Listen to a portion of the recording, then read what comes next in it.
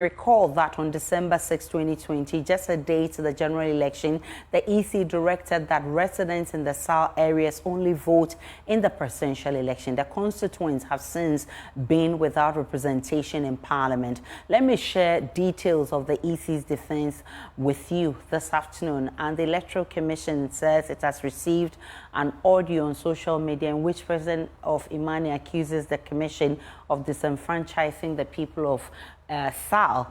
Here are the facts surrounding the inability of the residents of SAL, now the Guan constituency, to vote in the 2020 parliamentary election. The legislative instrument LI 2416, which created the Guan district SAL, was laid in Parliament on 6th of October 2020 by the Ministry of Local Government and Rural Development. It matured on the 9th of November, roughly a month into the general elections. Parliament went on recess on the 9th of December 2020. The same day, the LI creating the Guan district matured and returned on the 14th of December.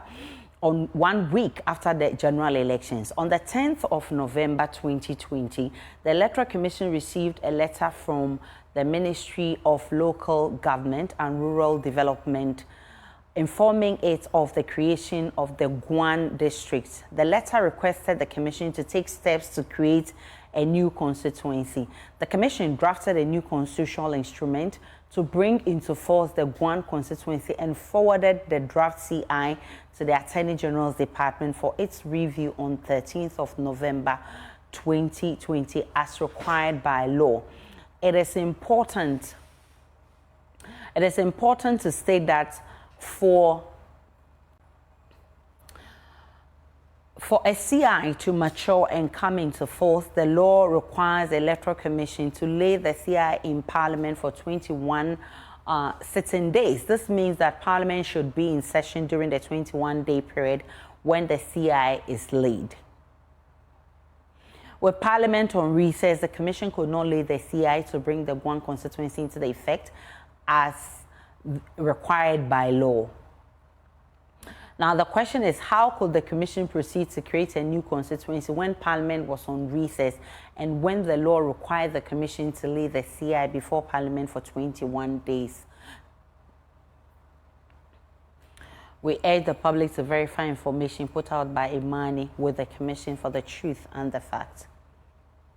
Thankfully, I've been joined by Dr. Sribo Kwaku, who is Director of Electoral Services at the EC. Grateful for your time, Dr. Sribo Kwaku. Let me first find out. Thank you for the correction, Sribo Kwaku. Doc, in your statement, you indicated the time that you submitted the CI. At the time you were submitting the CI, didn't you know that Parliament will be going on recess? And if you knew, why didn't you submit it earlier? Thank you very much, and guys who are listening. If you read it, it's saying that we were written to on the 10th, and we wrote back on the 13th. So, if you are saying earlier, when would the earlier, between the 10th and the 13th, where would it be? So, the most important is that at the time that it was stated, there was not enough time for you to pass it that when the plan was existing. Secondly, the law is 21 days. So if you complete it, you are talking. So the city was less than the election. So that's why we're saying that we didn't have the time and the facility to create a plan for them to take part. Dr. Kweku, we are having difficulty in hearing you. If you can reposition yourself that we can hear you properly. Let's try once more. I think it's far better now. Yeah, go ahead. What I'm saying is that you were saying, why didn't we submit it earlier? Yes, please. And I'm saying that the letter was written to the Electoral Commission on the 10th. And we responded on the 13th. So how earlier could that be? And two, if you lay a CI before Parliament, it should last for 21 sitting days. So if Parliament does not sit, it cannot count it.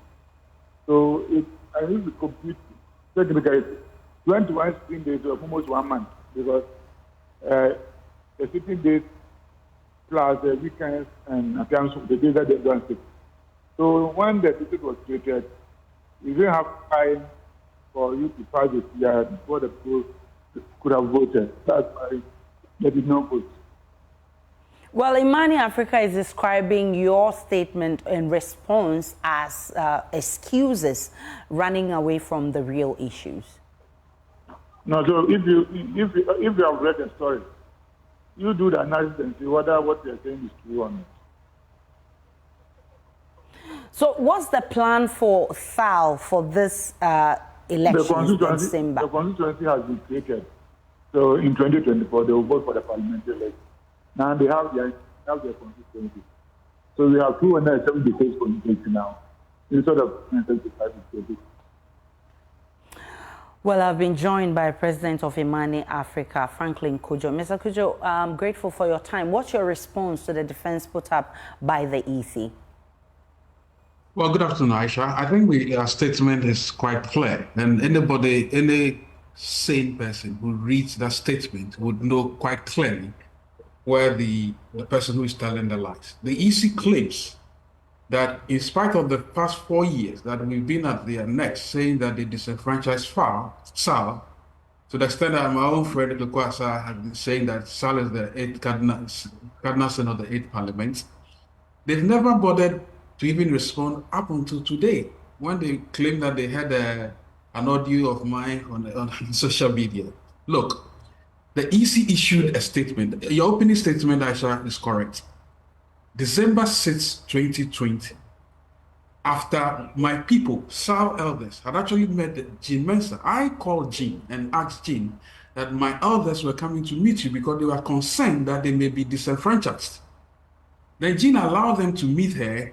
Jean allowed them to meet, of course, to meet her on 30th November. The letter was written 27th. This 30th November, they met with her. The following day, Mr. Samuel Mate, who happens to be the Deputy Director in charge of operations, said in the media, we have the thing, we'll be putting out shortly, that, oh, no, some people, don't worry at all, you vote in your mother constituency, which was odd.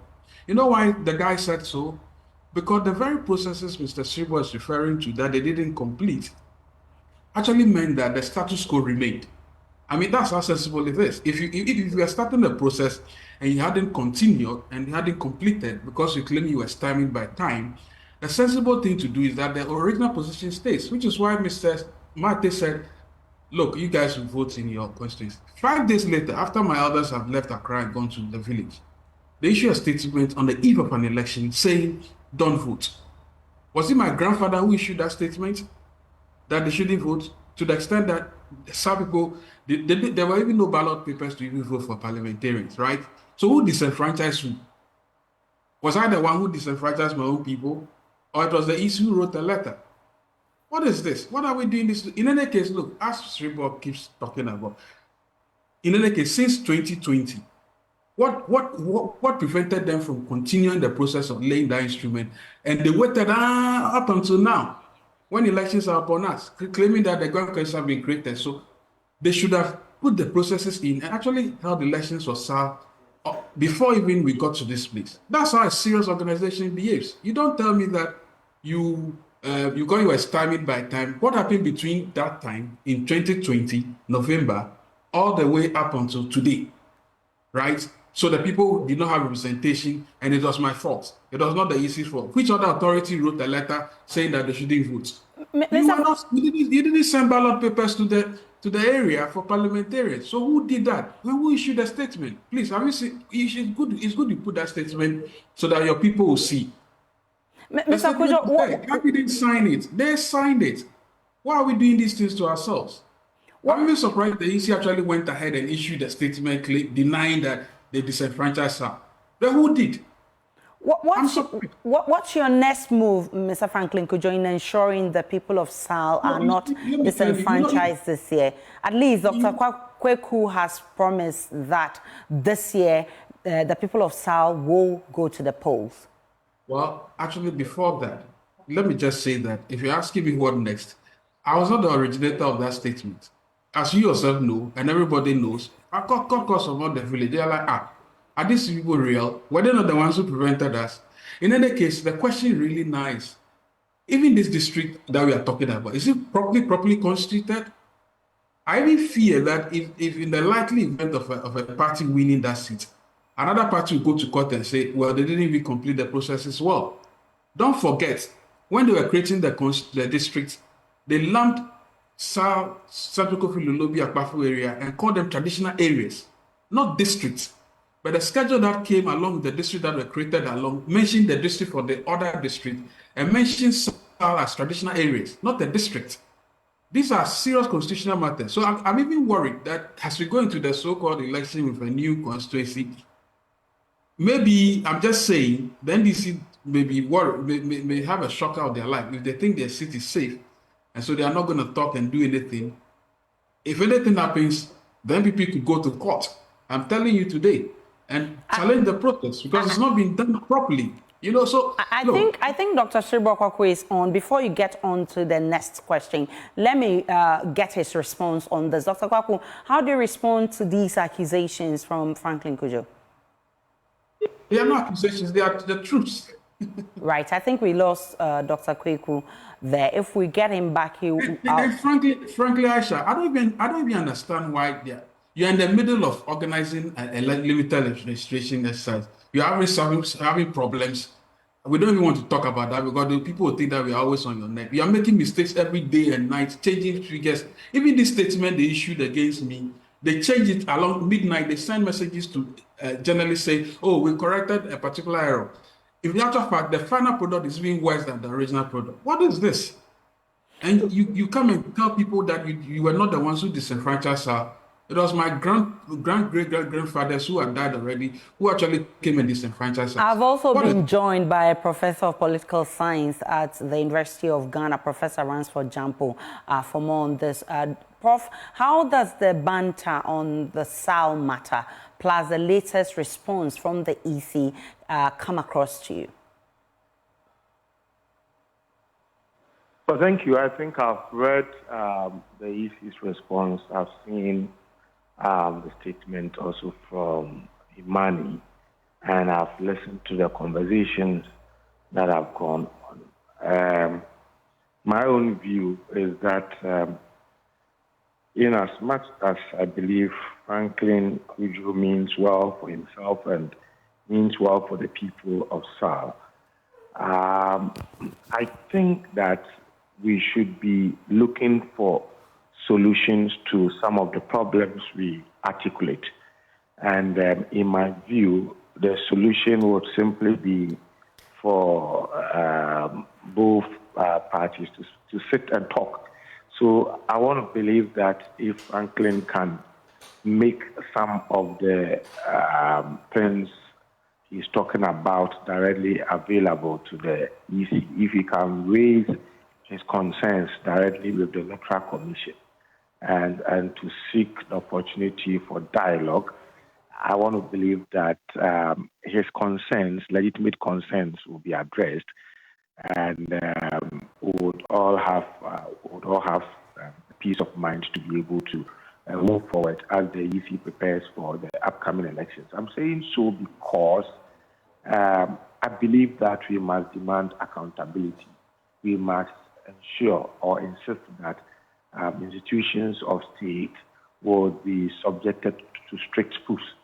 But in doing so, if we don't take care and we don't manage things properly, we may end up also running down the same institutions that are supposed to be doing things in the interest of all. And so I can see where Franklin's coming from. I've read thoroughly the responses of the Electoral Commission to whatever Imani is saying. And I want to believe that if the Electoral Commission hasn't closed its doors to Franklin Cudjoe, if this hasn't happened, then I would appeal to him. But I've done so privately, told him privately that, look, it will be better for him to table some of these concerns directly with the Commission. And if you go and then they close their doors to you, of course, we can all support you in ventilating some of these things into the air, because at the end of the day, we are seeking for a solution. The way to go is not for him to speak, for the EC to rebut, and then he speaks, then there's rebuttal. I don't think it solves the problem. Mr. Kojo, would you explore this platform?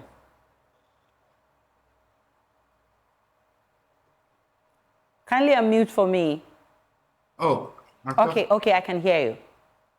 That's how we started this conversation with the EC from day one. It was the EC that removed herself from the picture. The rest of the civil society. We started this conversation in 2020 when we started having this conversation about register and SAL issues. She took herself off our platform. We have a social group platform. She took herself off. You can't even reach her. You write a letter, they don't even mind you. Then they issue stinkers in the press. What are you supposed to do? We have time. In fact, I have a lot of time. If they keep on issuing statements, I will reply. So I'm not going to ask anybody to meet with me. In fact, that door was shut long ago. But I'm saying that it is important that people know that it was Mrs. Jimesa who took herself out of the picture. Remember when we said these people have taken themselves out of the picture? He said, no, they are rather moved out of the picture. She took herself out of our platform and became antagonized all of us, meeting nobody. So what do you want to do? To the extent that we're looking for a solution to this problem, and to the extent that the EC has given you its word this afternoon that come December 7, your people will go and vote. I mean, are you okay to put the matter to rest? We're having two separate conversations. There was a wrong that was done. The fact that you are creating a constituency today doesn't mean that for 4 years that people were not represented. You've not even said sorry. You know what is shocking is there is his own lawyer in Ho recently that said, oh, it was regrettable what they did. And we thought that these guys will move on. And then you come and issue these kinds of statements in the media and you're asking me to go and do rapprochement for what? Is she Queen Sheba? I'm not going to do any of those. Until if they keep replying us, we'll reply them in the public square. Because I think this EC has lost all respect, all decorum, and for me, I think if they issue any statement again, we'll meet them square to square. I want to send a clear message that the historical wrong that has been done to SAL, if they did not apologize, even apology will not cure it. But at this stage, the door is shut. It's shut. Nobody is interested in talking to anybody. If they keep on issuing statements, we'll reply. I'm grateful for your time. Franklin Kujo is president of Imani Africa. We also heard from Professor Ransford Jampo, who is a political science lecturer at the University of Ghana, and Dr. Tribo Kwaku also was on the line. Thank you so much, gentlemen, for your time. Flag bearer of the Ghanaian New Patriotic Party, Dr. Bawumia, has received a rousing welcome from the home region of his main contender in the upcoming general election, John Mahama of the NDC. The campaign tour of Dr. Bawumia started with a house-to-house visit to interact with the electorate. He later proceeded to pay a courtesy call on the Yagbunwura. Dr. Bawumia will later in the day engage with imams, clergy, Savannah region, House of Chiefs, and the youth of the region.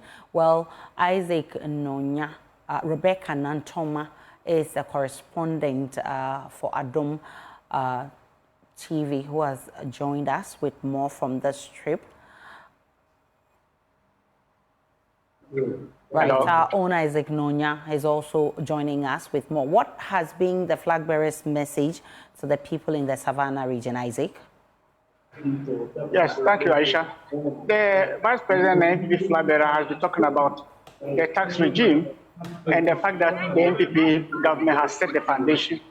And when he's leaving the North, he will make sure that he eradicates what they call corruption through the digitization, through the new tax rate, where he will create a flat tax regime to ensure that there's no any smuggling between Ghana and the East neighbor states, some people within the economic system. He says that when he initiates a flat tax rate, it will create a kind of win-win relationship between traders and then the buyers. Also, in the area of import duty, he will also ensure that when there will be a flat tax rate to also minimize the increase, minimize the inflation in the area of people importing goods into the system to also increase their profit and then make it work within Ghanaians. He reiterated the commitment of the his commitment towards education, nor the party has set the foundation. And when he comes, Right, Isaac Nonya is our man following Dr. Bawumia on that trip in the Savannah region. We'll try and get him back for more on this. Right now, let's go to the Ashanti region, where the Coalition of Free Senior High School Graduates in the Ashanti region has encouraged first-time voters to participate in the ongoing limited voter registration exercise. The group has begun a sensitization campaign to register over 2 million beneficiaries of the Free Senior High School program across the country. According to the group, the call for participation is to ensure the sustainability of the education program. There's more in the following report. With placards, the Coalition of Free Senior High School Graduates embarked on a sensitization campaign across various districts in the Ashanti region. The sensitization program is to encourage first-time voters to participate in the ongoing limited voter registration exercise. According to the group, first-time voters must participate in the exercise to enable them exercise their franchise in the December 7th election to help sustain the Free Senior High School program. One is the free SHS policy, and also we are also calling on all first-time voters not to stay home. They should come all, come register so that we can continue this policy. Personally, I'm not a beneficiary of free SHS, but I know the hardship that I went through SHS. That is why I decided to help embark on this journey. So we are pleading on everybody, everyone. Let's come together. Let's help NPP break the 8. That's the only option we have. We have no better option than the NPP. We embarked on a sensitization program today, a very massive one, of course. And then we are calling on all free senior high school beneficiaries, all first-time voters, to go and then register so that they'll be able to exercise their franchise in the imminent elections on December 7th, 2024. I would like to speak not as somebody affiliated to the party, but then as somebody who has personally benefited from the free senior high school policy. The point is, we know and then we trust that the NPP government is the only government that is capable of sustaining this policy. Kwabena Asamoah is patron of the group. He encouraged the first-time voters to participate fully in the registration exercise. Obviously, we are in a registration period. And as we all know, education is extremely pivotal towards the future success of an individual. The free SHS policy is the apex and probably the most consequential policy of this government that was implemented by His Excellency the President and our flag bearer, Dr. Bawumia. So if you look at the young people we have here today, these are free SHS graduates beneficiaries. And what they're doing is they're out on the streets putting out the message that they want people to register, because it is absolutely critical that the youth register in their numbers to support this policy, to support the coming election, and to support our flag bearer, Dr. Bawumia, to continue this fantastic policy. Meanwhile, the Ashanti Regional Youth Organizer of the New Patriotic Party, Safo Raphael Patrick, expressed the satisfaction with the registration turnout.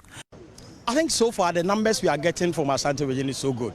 The numbers are good. I think one thing I've loved so much is the dedication and commitment of the young people, especially the first-time voters at registration centers. I've been doing monitoring, going to centers, and the kind of commitment, patience on the part of the young people in this region has been very good. I want to applaud them for that. So far, I think the numbers have been good. But we are not going to sleep on our toes. We will not sleep. That is why the sensitization continues. We intend to go on the streets, go to the traffic, go to radio station, to call on the young people of this region and in this country in general to commit themselves in this registration process. Because if you don't write your name today, you can't vote in December.